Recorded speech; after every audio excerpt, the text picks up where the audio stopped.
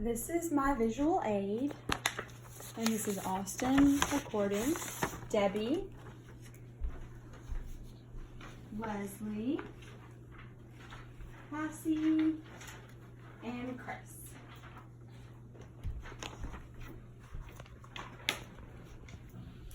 Throughout history, there has been a relentless human desire for freedom and equality. For example, the United States fought a civil war in 1861 to put an end to slavery.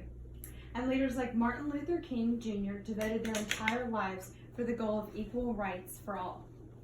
Ultimately, there was a societal shift in how slavery and discrimination were viewed. This changed the way human beings treated each other. However, we now have another form of slavery. It is thriving globally and even affecting our local communities here in the United States. This form of slavery has taken on a new name and is known as human trafficking. Today, I'm going to be talking about human trafficking, what it is, its influence on the United States, and what measures are being taken to stop it. So, what is human trafficking? In my own words, human trafficking involves transporting people into a situation of exploitation through the use of violence and forcing people to do acts against their own will. The United Nations defines human trafficking as the recruitment, transportation, transfer, or harboring of persons by means of threat or use of force, of abduction, of fraud, of deception, of abuse of power to achieve the consent of a person having control over another for the purpose of exploitation. Since human trafficking is such a broad term, it is difficult to come up with a working definition. So there are two types of human trafficking: forced labor and sex exploitation. For the purpose of this speech, I want to focus on sex trafficking. In 2018, more than 5,100 cases of human trafficking were reported to the National Human Trafficking Hotline. And the hotline reported more than 62,000 cases in the last 10 years. According to the National Human Trafficking Hotline, it is estimated to be a $150 billion industry worldwide. The International Labor Organization estimates that there are 40.3 million people in modern-day slavery. When you hear the phrase human trafficking, what comes to mind?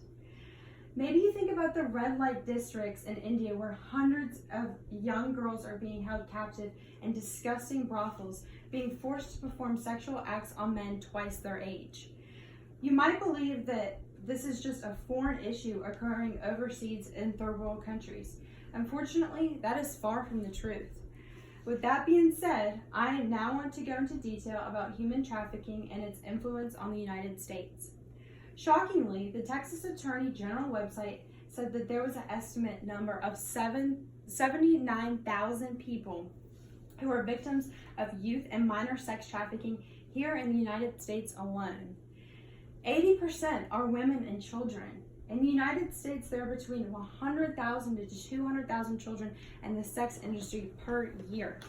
Sex trafficking is happening everywhere.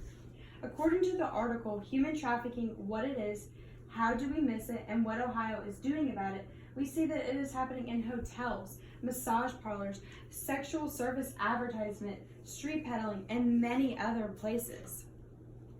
Shockingly, it is done by both men and women alike. In the article, Change the Culture to End Human Trafficking, Paul Harold speaks with expert Karen Melton on this issue. Melton says that traffickers are people of every race. They are people of all ages, and they are people of both genders. We see as many women engaging in trafficking as the traffickers as we do men, Melton says. Because of these horrific statistics of real-life events that happen to real-life people, I now want to take the time to tell you about measures to stop human trafficking. Raising awareness is the first step in taking measures to stop human trafficking. In the article, Raising Awareness of Human Trafficking, a professor at Duke University School of Nursing suggests that the library could play a huge role in helping to raise awareness about human trafficking by creating a research-based guide aimed towards the audience with a stake in attempting to solve this problem. The member audiences include healthcare professionals, law enforcement, academic researchers, community organizations, and members of the public.